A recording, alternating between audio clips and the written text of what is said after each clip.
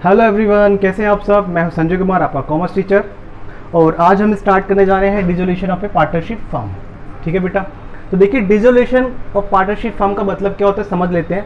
तो देखिए, जैसे कि पहला जो वर्ड है इसका डिसोल्यूशन, तो मतलब कि जिस सॉल्यूशन का कोई हल ना निकले वो है डिसोल्यूशन। मतलब कि पार्टनरशिप फर्म को आगे हम कंटिन्यू नहीं कर सकते, पार्टनरशिप फर्म बंद होगी अब।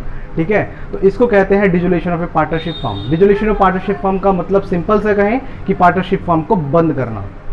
हमने स्टार्ट करना भी सीखा, अब हम आ गए हैं इसको बंद करने की स्टेज पर। ठीक है, तो सबसे पहले कह रहा है कि डिसोल्यूशन, अब दो चीज़ें हैं, दो कंडीशन है हमारे सामने। ठीक है, दो कंडीशन क्या है। तो dissolution of A partnership means, एक तो पार्टनरशिप होता है खाली यहाँ तक, मतलब कि खाली पार्टनरशिप, डिसोल्यूशन ऑफ पार्टनरशिप, और एक दूसरा टर्म है हमारे सामने डिसोल्यूशन ऑफ पार्टनरशिप फर्म यहाँ तक। तो इन दोनों में बीच में डिफरेंस क्या है। अगर डिसोल्यूशनशिप ऑफ पार्टनर होता है, पार्टनरशिप का डिसोल्यूशन होता है, तो उस केस में फर्म चलती रहती है। जैसे कि आपने पीछे सीखा था, रिकॉन्स्टिट्यूशन ऑफ पार्टनरशिप में देखा था आपने, change in profit share ratio हो जाता था, एडमिशन हो जाता था।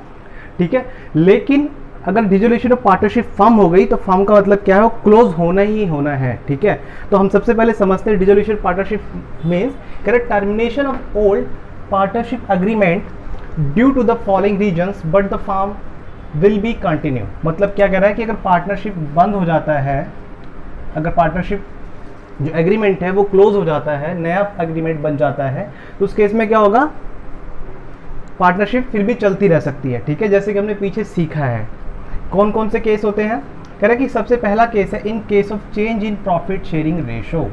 अगर एग्रीमेंट कब चेंज होता है बेटा हमारा, जब प्रॉफिट शेयर रेशो चेंज होता है पार्टनर्स के बीच में। ठीक है, इसके बाद सेकंड पॉइंट है कि इन केस ऑफ एडमिशन, अगर पार्टनर कोई नया पार्टनर फर्म में आ रहा है तो उस केस में भी क्या होगा, हमारी पार्टनरशिप फर्म में का जो एग्रीमेंट है वो चेंज हो जाएगा। और थर्ड है रिटायरमेंट। इसके बाद में एक्सपल्शन। एक्सपल्शन क्या होता है, किसी पार्टनर को निकाल देना फर्म से। ठीक है, तो उस केस में क्या होगा, नया पार्टनरशिप एग्रीमेंट बनेगा और पुरानी पार्टनरशिप जो थी वो खत्म हो जाएगी। ठीक है, इसके बाद में डेथ, कोई पार्टनर की डेथ हो जाए, अभी हमने पढ़ा था चैप्टर में। इंसॉल्वेंसी हो जाए, मतलब कि पार्टनर्स के पास पैसे नहीं है, कैपिटल नहीं, उसकी कैपिटल खत्म हो गई है, उसके पास कोई फंड नहीं है। इस केस में भी क्या होगा, पार्टनरशिप फर्म का जो एग्रीमेंट है रिन्यू हो जाएगा।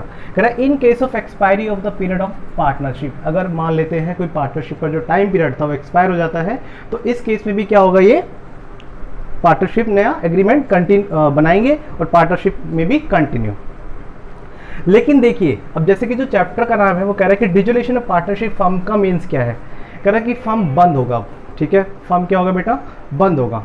ठीक है, कह रहा है that the firm close down its business and comes to an end, मतलब कि फाइनली बिजनेस क्या हुआ, क्लोज डाउन हो गया, बंद हो गया।